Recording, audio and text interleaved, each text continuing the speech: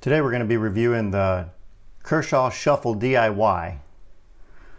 Before we get into the review, why don't you go ahead and hit that like button. Please subscribe to the channel if you're interested in this and other videos like this. This is a very small little EDC pocket knife. This is a model 8720. See right there.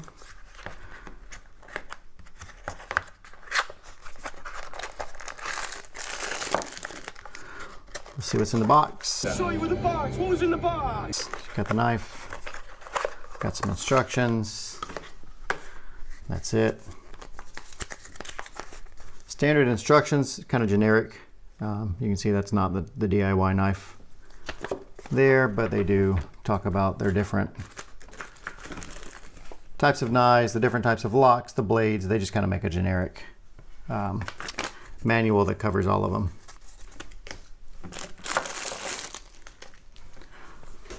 So this is the Kershaw Shuffle DIY. You can see it's a very small, easy to conceal knife.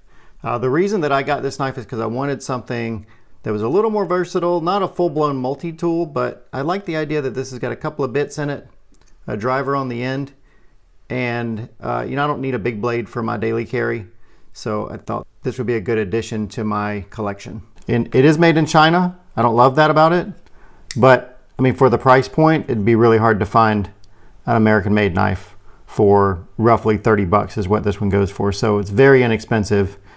You know, it's a no-brainer that you could throw in your glove box, in your tackle box, in a go bag. So let's talk about the dimensions. When it's closed, this knife is about 3¼ inches long. As it measures, that's the dimensions based on the documentation. I think what they're measuring is really right to the edge of the bit. If you include the bit, you're talking more like 3½ inches. This way it measures on mine. The blade is 2.4 inches long. That checks out pretty well. And that gives it an overall length of 5¾ inches. So yep, that checks out pretty well also. The blade material is a 8CR13 MOV.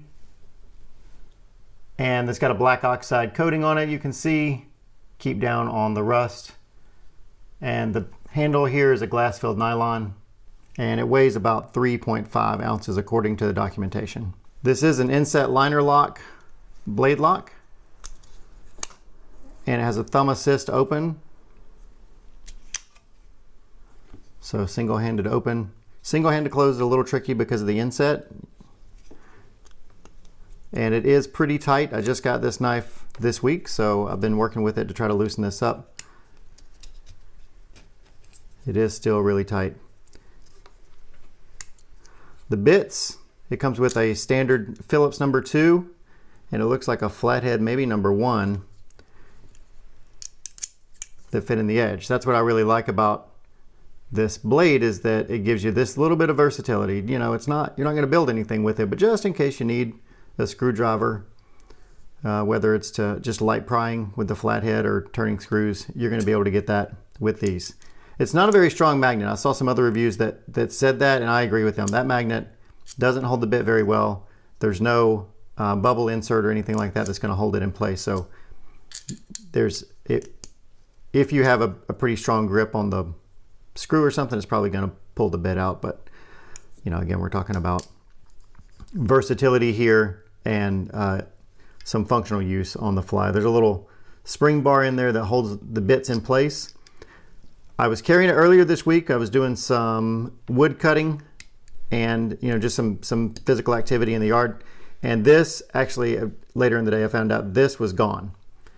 So I think there is some risk that as you're working, these can slide out. It was in my pocket, so that was a good thing. If they're going to fall out, they're probably going to fall out in your pocket and you're going to get them, but I didn't notice it until later that evening that I needed to go back and check my pants for that bit. In case you don't know, these little hex heads that hold the bits are perfect for a 1/4 inch driver. So if you don't have to carry around a 1/4 inch drive, you have one built in. The blade is relatively sharp from the factory. It does a pretty decent job. It doesn't feel that sharp to my finger, but it clearly cuts without any issue. So I guess I'll leave that edge on it the way it is now. Again, there's an inset liner lock. It's inset meaning it's pretty smooth, so you kind of have to have your fingertip or your fingernails. You get a little more exposure on this side, pushing from right to left. Little pocket clip if you want to have it dangle in your pocket. And then it also has this little bottle opener, which we'll try here in just a little bit. Haven't used the bottle opener yet. And there's a hole here if you wanted to add on a keychain set or add a lanyard or anything like that. It fits really nicely in the hand. It's very comfortable. It's got a natural curve to it. And it is a standard drop point blade.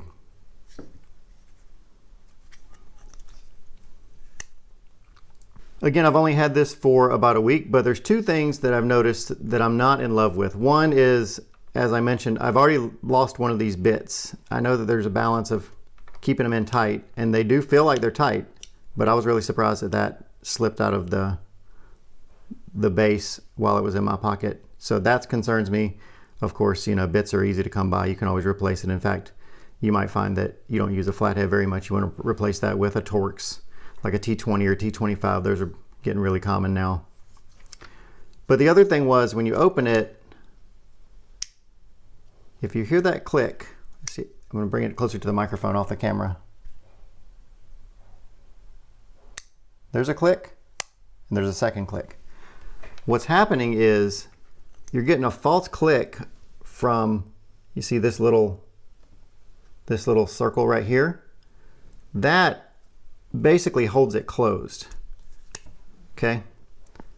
If you can see down in the blade, and I'm sure you cannot, there's a little bump in there that holds the blade shut. And when you go to open it, that little blade sets there. But that's not truly locked. That gives you the false impression that it's locked. You can see the liner lock is not out. Now it's out. So be very careful. That could get you into a tough spot and hurt yourself if you open it. They're double locked.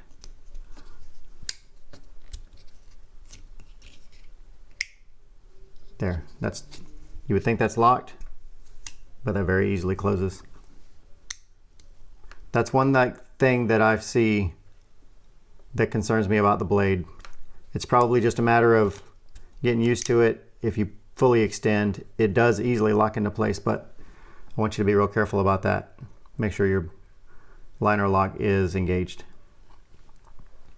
Looks like it's all put together with Torx screws.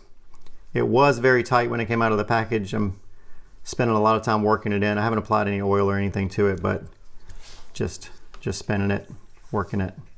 So it's kind of a ridge back on the blade. You wouldn't necessarily be able to use this for fire starter. I wouldn't think. That's kind of a rounded edge, and with these grooves, I don't think that would be very good on a ferro rod. But I don't think that's what I would want to use this for anyway. It's sort of beyond the purpose of it. It does hold. The liner lock holds very well. I don't have any problem with worrying that that's going to close on my hand.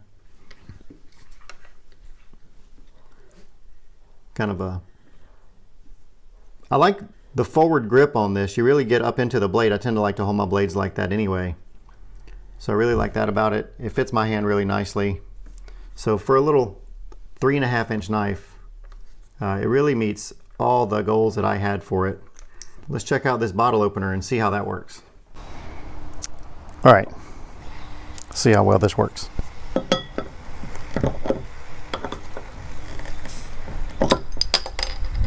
Yes, sir. It didn't bite as good as a kitchen can opener, but it definitely gets the job done. Having some cold snacks after a hard day's work. You don't have to go find a bottle opener. Get her done. So my final take on this is exactly what I was looking for in EDC. It's very small and compact. It's got quite a bit more functionality than a regular knife would have.